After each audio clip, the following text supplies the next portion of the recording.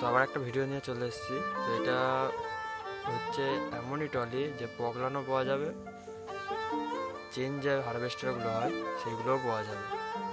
এটা 8টা চাকার ট্রলি, আর আমাদের এদিকে ম্যাক্সিমাম যে ট্রলিগুলো হয়ে থাকে সেগুলো 4টে চাকার হয়ে থাকে। আর চালাটা চওড়া আছে 10 ফুট আর লম্বাটা 20 ফুট আছে। তো এই ট্রলিটা আর একদিকে উপকার হতে পারে যাদের আলু ব্যবসা আছে বা আলু বয়।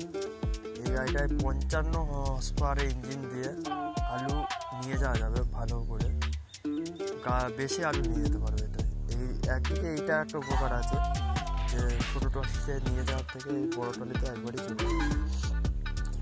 তো আগের যে স্বরাজের ভিডিওটা দিয়েছিলাম যে ওই হারভেস্টারটা বিক্রি আছে 4x4টা, এটা ভিউজ কম আছে।